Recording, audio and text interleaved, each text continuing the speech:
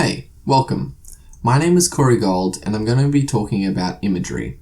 I'll be analysing what it is and how it's used to create an effect or effects. Upon analysing the imagery, I'll be talking about how writers can use the technique to implement it into their own narratives, prose, articles, poetry, etc. To better understand this technique, I'll be taking an in-depth examination of its implementation and the effects caused in Robert Jordan's Lord of Chaos, which is the sixth book in his Wheel of Time series. I will also analyse one of my own works to see how I have applied and used this technique. So, what is imagery? Well, I think it's practical to begin with a simple dictionary definition. That way we can start with a common knowledge baseline and elaborate from there. Literary terms and definitions says imagery is a common term of variable meaning. Imagery includes the mental pictures that readers experience with a passage of literature. It signifies all the sensory perceptions, whether by literal description, allusion, simile, or metaphor. Imagery is not limited to visual imagery though. It also includes auditory, tactile, thermal, olfactory, and kinesthetic sensations, so sound, touch, heat and cold, smell, and movement. Quite simply, imagery is what draws the reader into the book, beginning their cognitive learning rather than them just seeing some words on a page. Furthermore, through helping the reader's absorption of the text, this allows other techniques to have a more substantial effect. It's for this reason that imagery, in my opinion, is one of the most important tools at an author's disposal. The more effective an author's imagery, the more effective a lot of their techniques will be. Also, the importance of imagery is especially prevalent to writers attempting to enhance their descriptive style. This is due to sensory manipulation being such an integral part in applying description. So, now that we understand a little more about what imagery is and its importance, let's jump into the text. The Wheel of Time is a fantasy series by Robert Jordan. It contains 14 novels, all ranging from 700 to 1200 pages. Which, if you couldn't already tell, is a lot. Part of the reason his novels are so long is because of his love for description. Quite often you will find 2 or 3 pages depicting the interior of some medieval dining room or tavern. Here is a piece of the text in the last chapter of his 6th book. Rand laboured for breath. The air in the chest felt thick and hot. Luckily he could not smell it any longer. They sluiced him off with a bucket of water each night, but that was hardly a bath. And for a time after they closed the lid on him each morning and latched it, the stench, added by yet another day exposed to the full blast of the sun, assaulted his nose. In this text, Jordan uses a number of signifiers to engage the reader's senses. The word laboured, for instance, automatically evokes a range of mental perceptions. When we imagine someone working hard, a number of details can spring into mind, especially if we're put within a first-person POV narrative. This is because we can use more senses receptively, i.e. thermal, olfactory, and auditory, if we're imagining ourselves as this person rather than a disembodied head watching over them. It is a good idea for writers to learn that while third-person point of view narrative can still easily appeal to the senses of the mind, first-person point of view narrative will have more of an impact on them. But back to the text.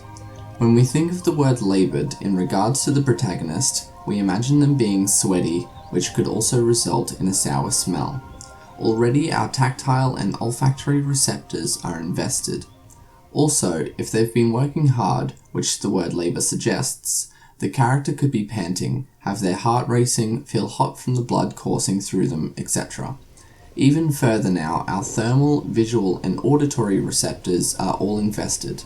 Of course, none of this is being explicit to the reader. A reader isn't going to automatically imagine a hot, smelly, sweaty, panting person.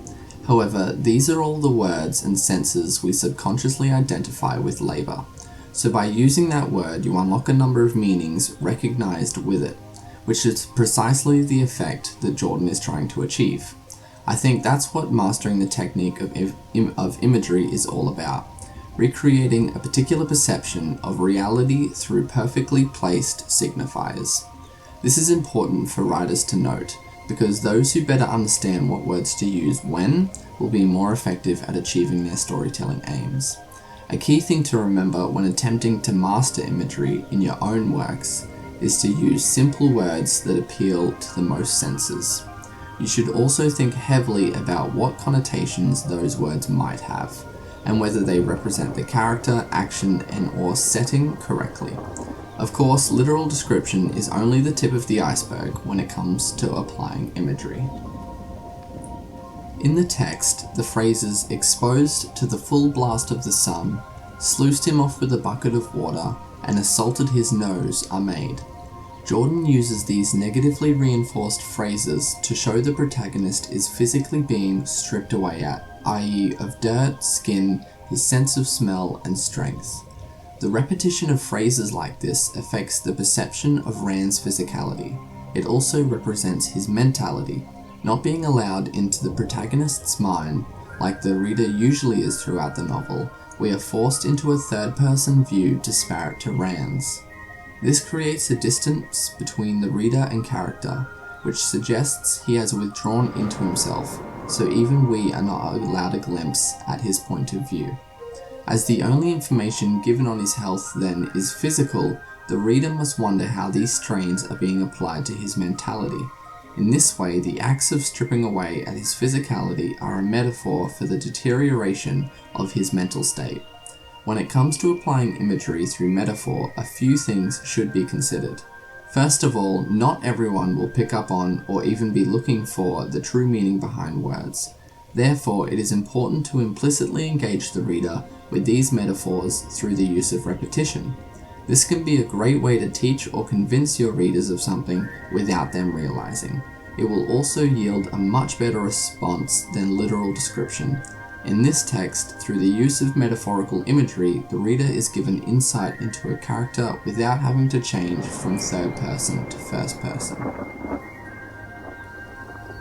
Here is another piece of text, this time describing Rand overcoming a ward and regaining his ability to use magic. When he reached for Satan, the invisible barrier was still there, but it no longer seemed stone or brick. It gave as he pressed, bending under his pressure, bending. Suddenly it tore before him like rotted cloth. The power filled him, and as it did, he seized at those 3 soft points, crushing them ruthlessly in fists of spirit. Here we can see uses of metaphor in the comparison of the ward to a stone or brick wall. Later, a simile is used comparing the ward to be like a rotted cloth. This gives the reader a physical description of an intangible element, which helps them to perceive it. A very effective way of applying imagery to ethereal entities, which has been done in the text, is to use a select amount of sensory receptors. It's important to note that if the entity is perceived through a large range of senses, it becomes more tangible and realistic.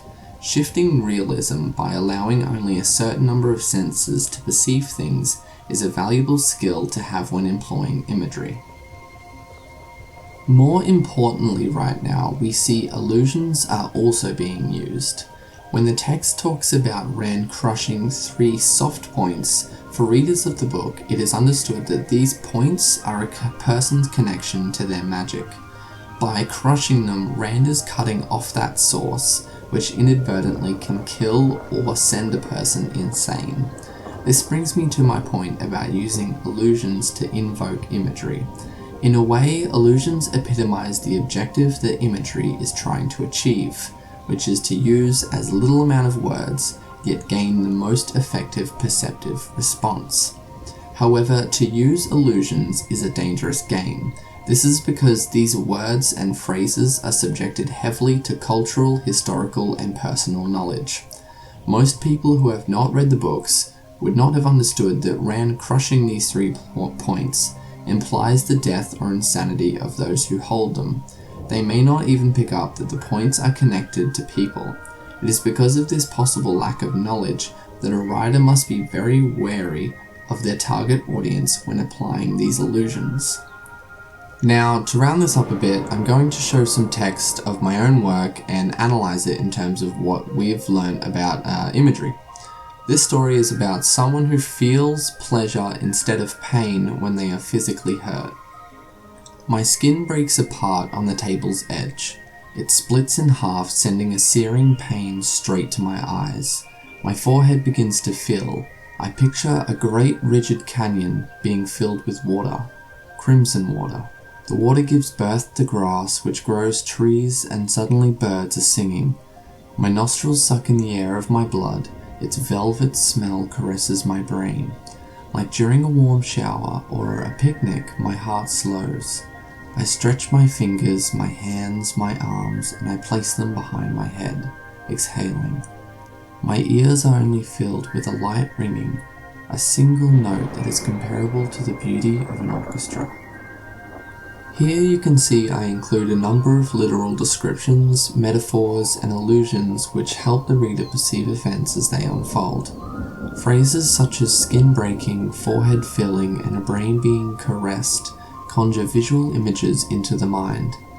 I include a number of auditory perceptions as well, such as birds singing, a slow heartbeat, exhaling, light ringing, and an orchestra. And as you can see, a few thermal, olfactory, and kinesthetic senses are tapped into as well.